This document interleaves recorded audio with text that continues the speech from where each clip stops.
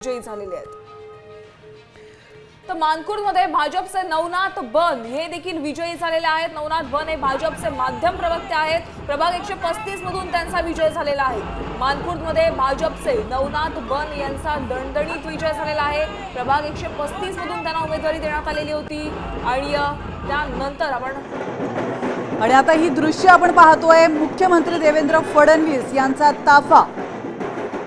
आताची एक्सक्लुझिव्ह दृश्य भाजपच्या मोठ्या विजयानंतर मुख्यमंत्री देवेंद्र फडणवीस या ठिकाणी पाहायला मिळतात। महायुतीचा विजय साजरा करण्यासाठी मुख्यमंत्री देवेंद्र फडणवीस बाहेर पडलेत आणि आताची ही लाईव्ह दृश्य रवींद्र चव्हाण गाडीतनं बाहेर पडताना पाहायला मिळतात।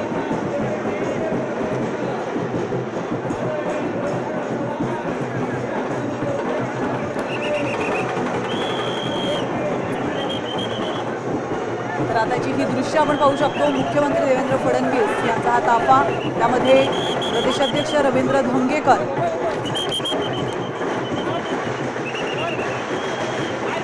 माफ करा रवींद्र चव्हाण या ठिकाणी पाहायला मिळतात।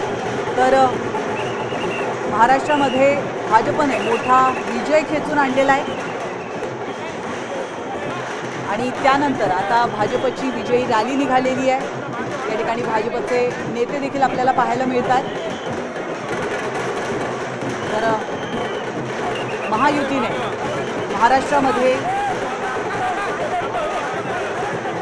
29 पैकी 21 ठिकाणी आपली सत्ता काबीज केलेली आहे।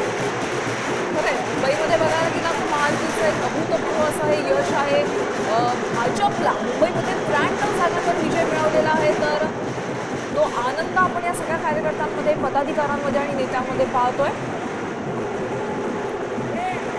भाजपचे प्रदेशाध्यक्ष रवींद्र चव्हाण हे या उत्सवामध्ये सहभागी झालेले आहेत। आपण पाहतोय आज भाजपला मुंबईमध्ये खूप मोठं घवघवीत असं यश मिळालेलं आहे आणि पहिल्यांदाच मुंबईचा महापौर हा भाजपचा होण्याची शक्यता आपल्याला इथे दिसते।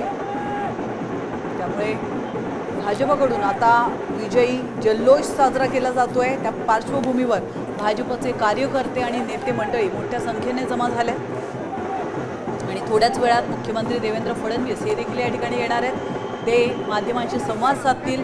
माध्यमांसोबत देवेंद्र फडणवीस काय बोलतात आणि विजयासंदर्भात नेमकं ते काय वक्तव्य करतात, विरोधकांवर टीका करतात का, त्यांनी दिलेल्या आश्वासनांची खिल्ली उडवतात का, हे पाहणं देखील यावेळी तितकंच महत्त्वाचं असणार आहे। खरंय, आपण काही वेळेपूर्वी पाहिलं मुख्यमंत्री देवेंद्र फडणवीसांनी मुंबई अध्यक्ष, भाजपचे जे मुंबई अध्यक्ष आहेत अमित साटम यांचं देखील कौतुक केलेलं होतं। कारण की साटम यांनी खूप मेहनत घेतलेली होती मुंबईतल्या या संपूर्ण विजयाच्या मागे त्यांचा मोठा हात आहे। तर या सगळ्या नेत्यांमध्ये आज आपल्याला अनोखा आनंद त्यांच्या चेहऱ्यावर बघायला मिळतोय। आता फडणवीस माध्यमांच्या समोर काय बोलणार आहेत याकडे सगळ्यांचंच लक्ष लागलेलं आहे।